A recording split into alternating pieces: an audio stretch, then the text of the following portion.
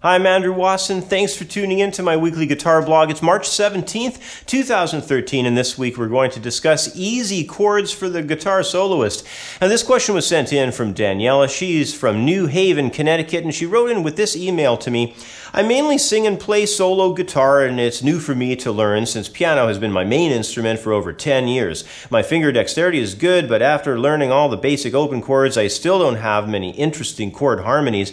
Are there any easy, unique chords and chord techniques you could show for somebody who is new to the guitar and into performing as a soloist? From Daniella in New Haven, Connecticut, USA.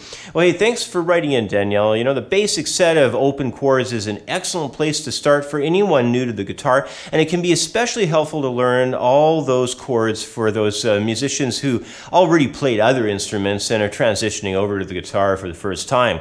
However, what we lack with our open position group of chords is that of unique added extensions as well as the suspended or even altered chord colors. So in this video I'll be demonstrating some inversions, extended types, plus the suspended second and suspended fourth chords. On top of that I'll be showing some basic techniques like simple fingerstyle guitar and some work with upper 3-string harmony applications. So let's not waste any time and head straight to the fingerboard to begin running through the examples. Well, to begin, let's have a look at 3 easy chords that can be quickly used to perform a backing harmony for any soloist.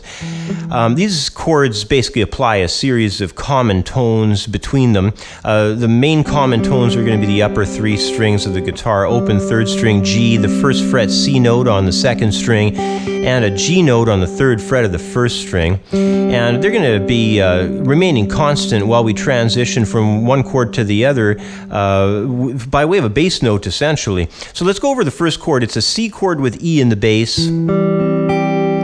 Really easy fingering there. You just have to have your index and small fingers up on the top 2 C and G notes, and then in the bass there we have the E note. Then we're going to transition with just one note moving ahead to an F on the 4th string, 3rd fret. That's going to give us an F suspended 2nd chord.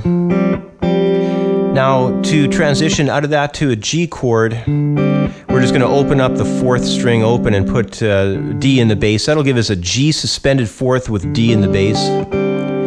And now, these chords are what are referred to as a 1-4-5 set of changes, and I've placed them in the key of C major. However, they could be easily moved or transposed to many other keys, of course, very easily by way of a capo. But I put together a chord progression just to put these chords into use a little bit, and I'm going to play that for you right now. So here we go.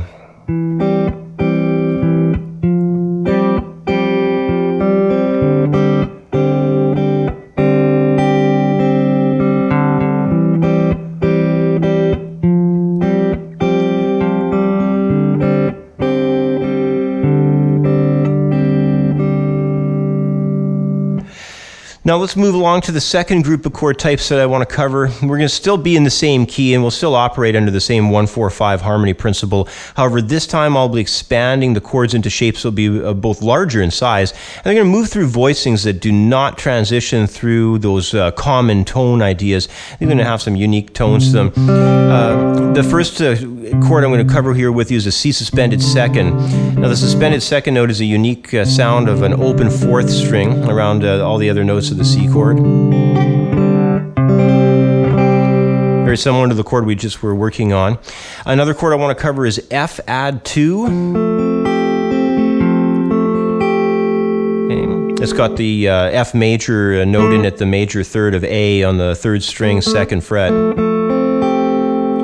And next one I want to cover is the G suspended 2nd. There's a very similar sound to a G major, but it's got a little bit of a warm sound to it with that A note showing up on the 3rd string, 2nd fret. And that's your suspended note. And also out of that, we're going to move to a G 5th chord. So that's just going to be root of G in the bass and then an open 4th and 3rd string above that. So you'll probably have to do some finger plucking to take care of that one. Now, I did put together a chord progression that's going to move across these chords, and I'm just going to play that for you right now and give you a chance to check that out. Here it goes.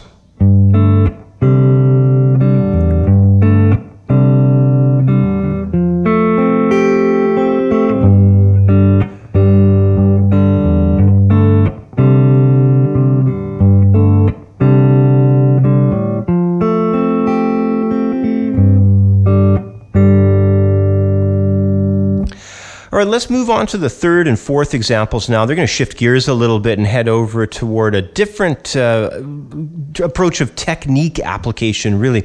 Now, in example number 3, I'll be applying a finger picking idea that will be covering some simple 2-note chords on the 4th and 3rd strings with a bass note punching through on the 6th string to establish a bass harmony. Now, in the 3rd measure, I'm also going to add in an arpeggiated idea on an E minor 7 chord to wrap up the progression into measure 4, just to kind of mix things up a bit. So all in all, it's going to be a progression that goes along like this. Here's what the entire musical line sounds like.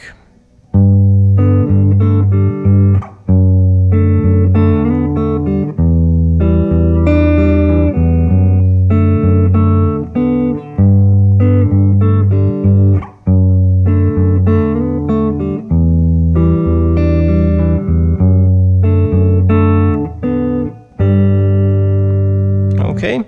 Now, my 4th and final example takes on a fun upper 3-string approach. That's going to be a little bit along lines of maybe Bruce Springsteen's intro in his song Does This Bus Stop at 82nd Street.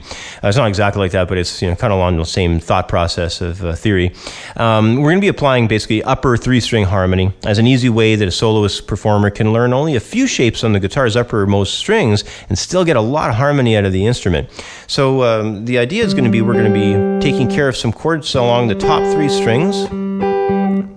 The first one up at barring at 8th fret while having the 3rd string G open there, that's going to create a G suspended 4th, and then the 8th and 7th frets coming in there will generate a G major chord. And then we're going to move down to do a bar at 5th. That's going to generate kind of a sound of A minor 7 in a sense. Then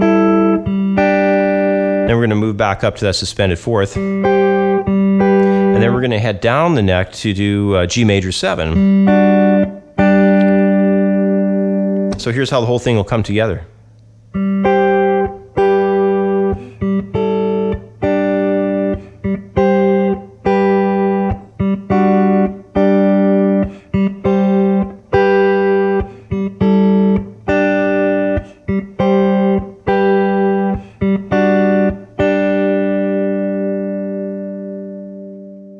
Well, whether you're entirely new to guitar, or perhaps if you already play but maybe want to start singing as you perform, there's no substitute for practicing how to apply easy fingerings that allow for more chord color, making it much easier to perform as a soloist. Also, practicing both new guitar techniques and especially working to develop some finger-picking style guitar playing can be very advantageous in the technical department, especially performing solo. You know, mixing in even the most basic finger-plucked parts offers the soloist a great way to break up the sound of one song's impression to the next, and it helps to move performers away from each song being played with a far too similar sounding strum approach. Essentially, the more techniques and knowledge you've integrated, the better you'll be live on stage.